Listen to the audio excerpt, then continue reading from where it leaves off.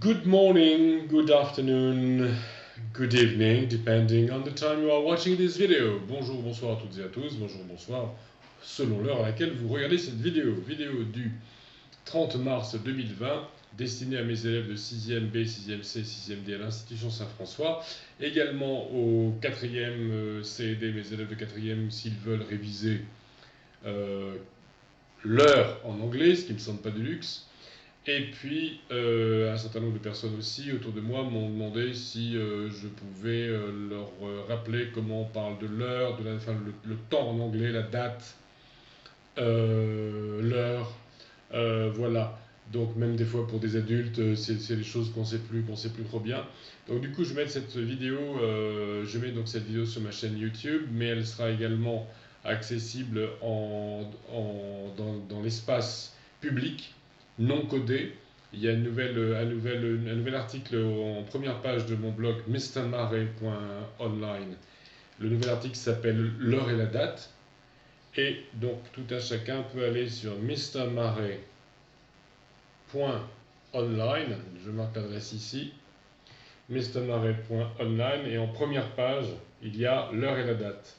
Donc ce sera aussi pour les élèves qui auront spontanément sur l'espace privé homeschooling avec code.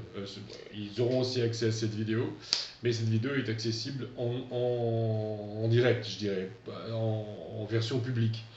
Et de même que le PDF qui accompagne cette vidéo, que vous devez impérativement vous procurer, donc imprimez-le. Ce PDF se trouve accessible directement sur YouTube dans la description de la vidéo, sur la page publique l'heure et la date sur mrmare.online, et pour les élèves qui iront directement lundi matin sur la page homeschooling, ce sera également sur la page homeschooling. Donc il y en a pour tout le monde. Donc ce document, vous en avez besoin. C'est vrai que si vous ne pouvez pas l'imprimer, tout recopier, c'est quand même un peu compliqué. Donc dans ces cas-là, munissez-vous d'un compas et recopiez tout, mais ça va vous prendre quand même pas mal de temps. Voilà. Un petit mot de précision pour mes élèves de 6e. Là, vous devez avoir entièrement tout recopié depuis sur des semaines. Les 15 pages du PDF, sachant qu'on a commencé il y a des mois ensemble. Le PDF, vous l'avez complet sur la page homeschooling. Petit à petit, là, je vous ai donné ma trace écrite qui prend en tout cas 4 pages parce que je change souvent de page, parce que c'est écrit gros, parce que c'est vidéo projetée, normalement en classe. Mais là, vous devez normalement, au point où nous en sommes, avoir terminé Book 2, Lesson 2, donc cette longue séquence, et être prêt pour une évaluation qui aura lieu quand on va se retrouver, parce que je ne vais pas faire une évaluation en téléenseignement. Alors, la question m'a été posée, est-ce qu'on doit juste apprendre le vocabulaire sur les nationalités ou tout apprendre? Mais vous devez apprendre le vocabulaire au fur et à mesure et le retenir toute votre vie. Ce que vous apprenez en anglais et dans les autres matières, c'est pas simplement d'une évaluation à l'autre, c'est pour que ça fasse partie de vos connaissances et de vos savoir-faire pour une vie. Donc oui, vous devez tout savoir. Maintenant, l'évaluation sur quoi portera-t-elle? Je ne l'ai pas encore décidé, mais je peux très bien donner des mots de vocabulaire qui ont été donnés au mois d'octobre. Je fais ce que je veux. Mais en tout cas, ce que vous devez tout savoir, tout savoir. L'évaluation portera quand même sur Book 2, Lesson 2. Là, et encore, il y a déjà une partie qui a déjà été évaluée. Donc voilà, faites votre travail en tout cas régulièrement. Alors, allez jeter un œil quand même sur votre cahier, répertoire, sur le PDF. Est-ce que tout est à jour? Est-ce que vous n'avez pas fait d'erreur? Et revenez, une fois que c'est fait, revenez et reprenez le fil de cette vidéo à 4 minutes et 10 secondes. Voilà, donc maintenant nous sommes tous les trois classes de 6e au même point, et nous prenons ce document, là, badaboum, et nous prenons ce document, et puis je vous donne quelques explications orales, mais tout est là-dessus. Alors, il y a deux manières en anglais comme en français de dire l'heure. Il y a la manière qu'on appelle analogique, sur un cadran à aiguille, et il y a la manière digitale qui est sur un cadran avec les chiffres écrits. En français comme en anglais, il y a un cycle de 12 heures pour dire l'heure à la manière analogique. Parce qu'il y a 12 chiffres sur un cadran. Donc, si je dis l'heure à la manière analogique en français, là je vais dire il est 1 heure. En anglais, je vais dire it's 1 o'clock. Très logiquement, là ici, je vais dire il est 9 heures. It's 9 o'clock. Je peux préciser, il est 1 heure du matin. Il est 1 heure de l'après-midi. Il est 9 heures du matin, 9 heures du soir. On dit le soir à partir de 5 heures, je pense. 4 heures de l'après-midi, 5 heures du soir. Peut-être là, en plein été, il fait encore grand beau à 5 heures. On va peut-être dire 5 heures de l'après-midi. Moi, j'aurais tendance à dire 5 heures du soir. Alors, c'est pareil dans les deux langues pour l'heure analogique. Quand j'étais petit, il y a très très longtemps, dans les années 70, on disait encore très facilement il est 3 heures pour dire 3 heures de l'après-midi. Maintenant, on va dire 15 heures parce que pratiquement, enfin la plupart des gens ont l'heure digitale et surtout que normalement on regarde de plus en plus l'heure sur son portable en fait. Alors, en anglais, 1 o'clock, 2 o'clock, de 1 heure à 11 heures, pas de difficulté, 1 o'clock.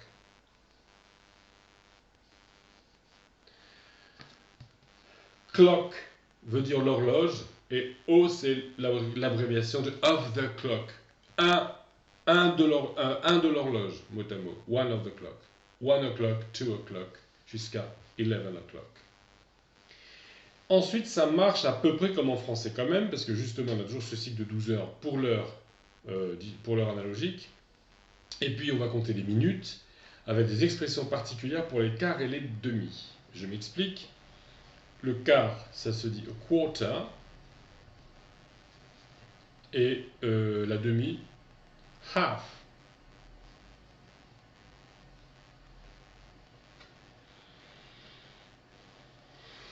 Mais on donne les minutes avant les heures en anglais. J'explique. Ici,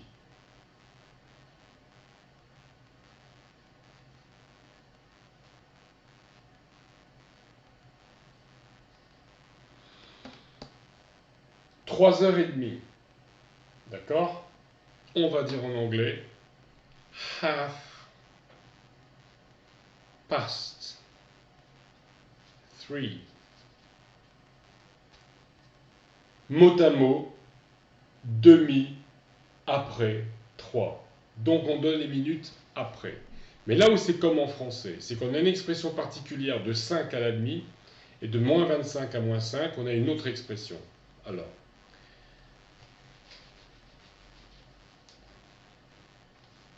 1h05, 5 past 1. 1h05. 1h10. 10 past 1. Et là, le quart, quand on dit l'heure à l'ancienne, on ne dit pas 1h15, on va dire 1h15 en français. Et en anglais, on va dire a quarter past 1. On n'est pas obligé de dire a quarter, on peut dire quarter. Quarter past 1. Répétez, quarter past 1. Donc, expression spécifique pour le quart. Et puis, on reprend après les minutes normalement, comme en français, on va dire 1h20. En anglais, on va dire 20 past 1. 20 past 1. Et ensuite, à partir de moins 25 jusqu'à moins 5, comme en français, on va avoir une expression spécifique. On ne va pas dire 1h35 quand c'est l'heure à aiguille, mais on va dire 2h moins 25. Et en anglais, 25. 2.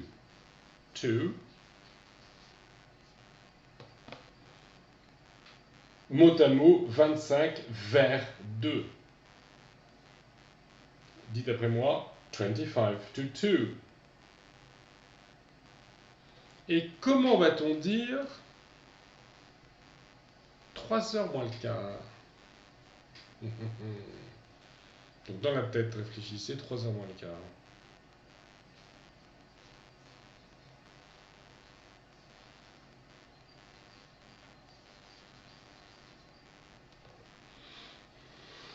A quarter to 3.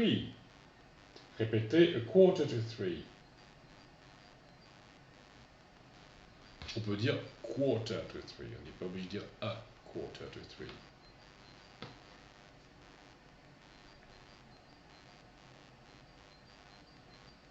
Voilà. Donc quarter to 3. Voilà, je pense que c'est ça. Que vous dire d'autre? Oui, alors minuit et midi. Alors midi, minuit, minuit se dit midnight.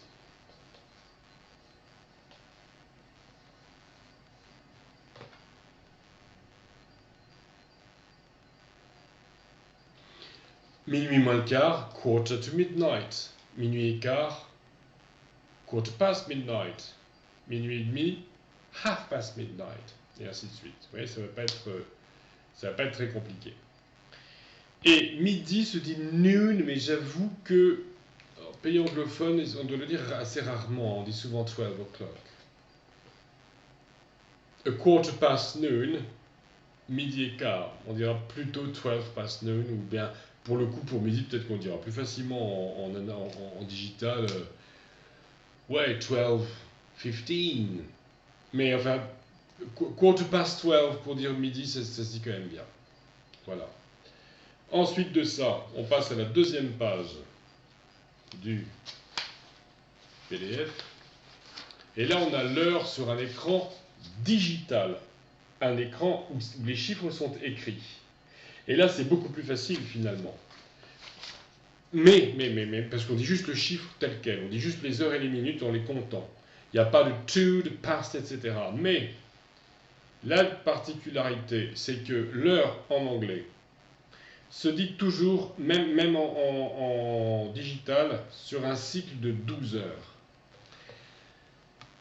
5:15, ça peut être 5h15 du matin ou 17h15. Donc du coup, sur un cadran anglais, je vais avoir la précision AM et PM. AM qui se prononce AM, ça vient du latin ante meridiem, avant midi. Mais on dit AM. 5:15 AM pour les heures du matin. Et 5:15 PM pour 17h15. Post-méridiem en latin. C'est donc un cycle de 12 heures sur un cadran digital comme sur un cadran analogique. Et il faut dire que 0 heure aussi n'existe pas en anglais. Minuit, c'est 12 AM.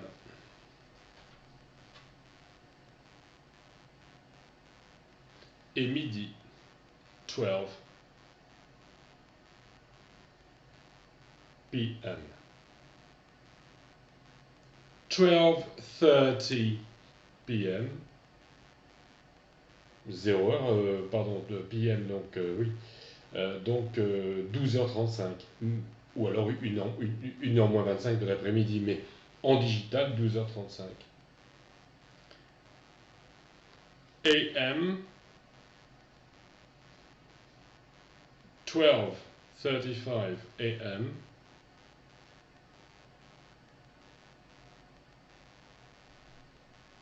C'est l'équivalent de notre, en français, 0h35. Mais en anglais, 0 heure n'existe pas.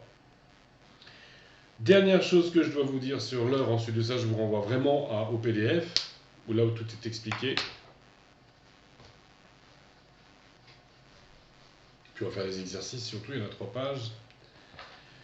C'est dans les aéroports. Dans les aéroports sont donc fréquentés par une clientèle et une population internationale. Et donc, si on leur dit que leur avion est à 5h15 et qu'ils croient que c'est à 5h15 du matin et qu'en fait c'est à 17h15, ils vont le louper. Donc, dans des aéroports, on parle en anglais international et on donne l'heure sur un cycle de 24 heures, mais c'est vraiment que dans les aéroports et éventuellement également dans certaines grosses gares dans les pays anglophones. Mais on dira si un avion part à 20h15, on dira the plane to Paris leaves at 20:15. Et si c'est l'heure pile, on ne dit pas 20 o'clock, mais 20 hours. Ça, c'est vraiment dans les aéroports. Hein. Sinon, c'est 8 p.m. D'accord? Ou en analogique, 8 o'clock. In the evening. Du soir. Alors, je pense que là, nous avons fait le tour de la question. Avec une précision utile tout de même à apporter pour la prononciation, H-O-U-R, qui veut dire l'heure, se prononce A, on ne prononce pas le H. Dites-le après moi, A. C'est comme O-U-R qui veut dire notre, nos. A. L'article indéfini, c'est A, la lettre A qui se prononce A devant une consonne, mais un son consonne.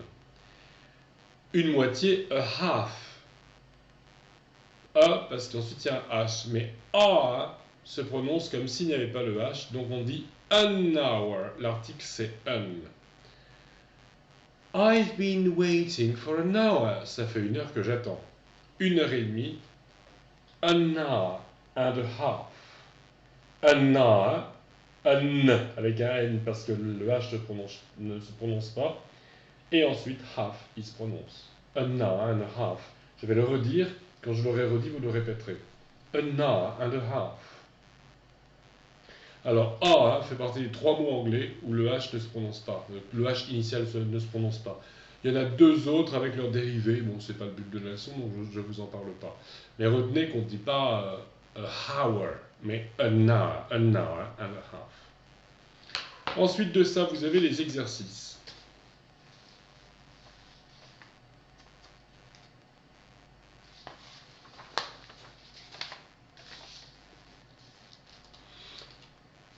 Grand 4, exercice, dessine les aiguilles sur les cadrans. Et exercice 2, écrit l'heure sur les cadrans. C'est assez simple sur le principe. Vous dessinez les aiguilles et vous dessinez l'heure. Et vous écrivez l'heure. Et ensuite, page suivante. What time is it? Regarde les cadrans et écris l'heure en toutes lettres. Là, c'est l'inverse. Vous avez les cadrans et vous devez écrire l'heure. Imprimez-moi tout ça, s'il vous plaît.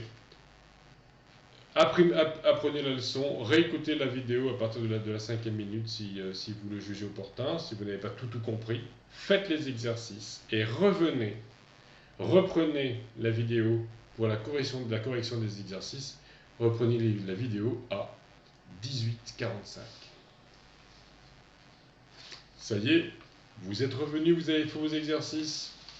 Alors, très simplement, it's midnight. Eh bien, it's midnight. La grande aiguille et la petite aiguille sont toutes les deux sur le 12. Ensuite de ça, en haut à droite, a quarter past 1. 1h15. La grande aiguille sur le 3, parce que c'est 15 minutes. Et puis la petite aiguille, elle est sur le 1, elle est un peu décalée, parce qu'il y a quand même 15 minutes qui se sont écoulées. D'accord? 1h15. Troisième cadran. It's 25 to 2. 2h25. La grande aiguille sur le 5 et la petite aiguille entre le 2 et le 3. Half past 2. Grande aiguille sur le 6, petite aiguille entre le 2 et le 3. Il est 2h30. 25 past 3, c'est 5 minutes plus tard. la petite aiguille entre le 3 et le 2 et la grande aiguille sur le 7. It's 2 to 2. Il est 2h moins 2.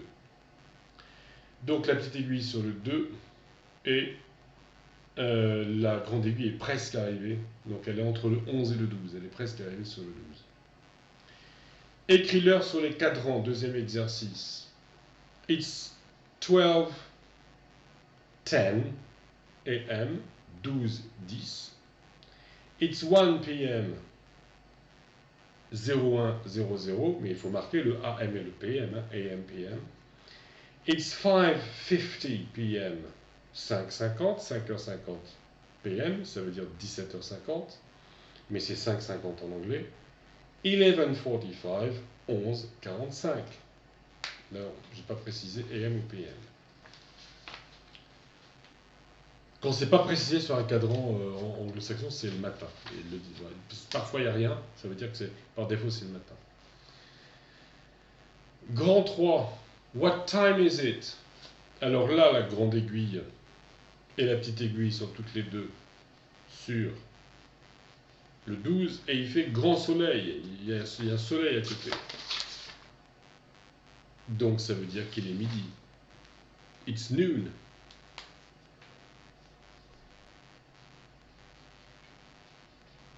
On aura tendance à dire maintenant it's 12 o'clock.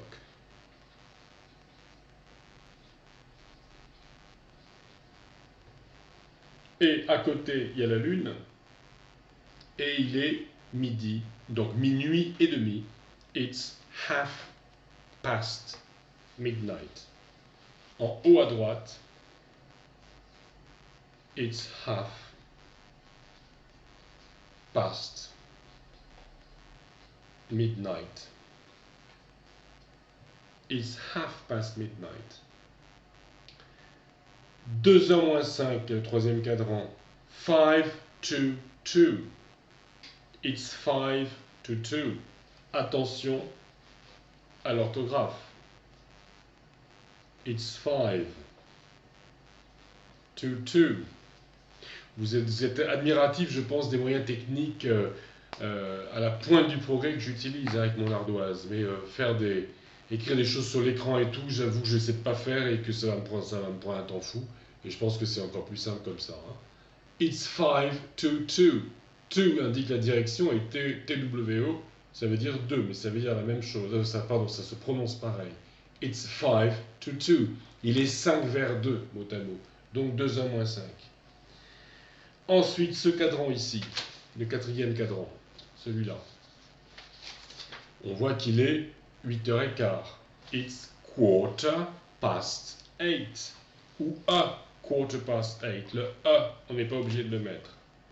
It's quarter past 8.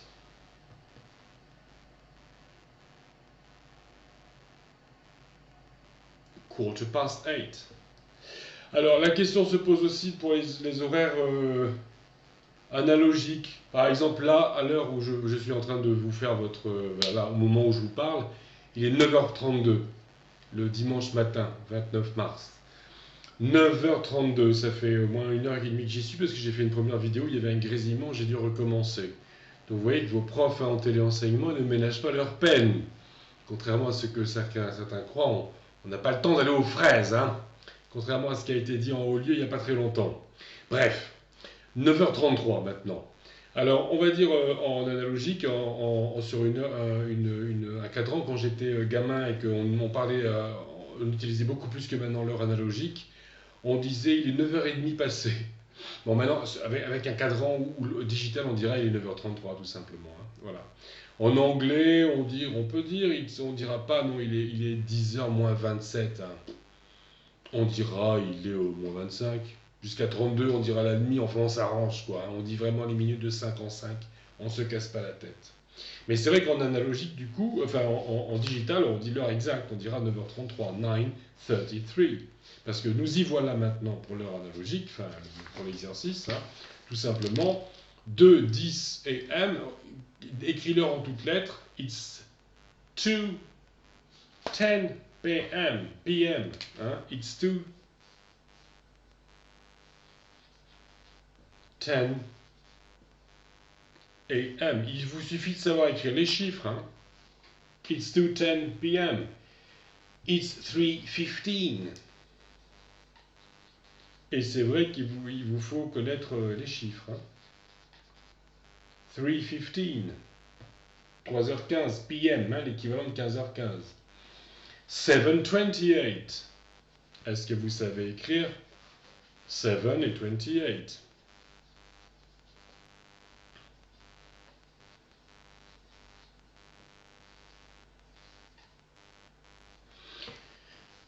« 7:28. Ensuite, 11h45. 11:45.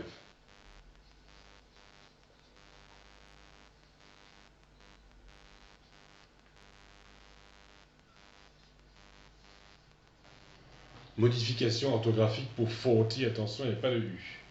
11:45. D'accord?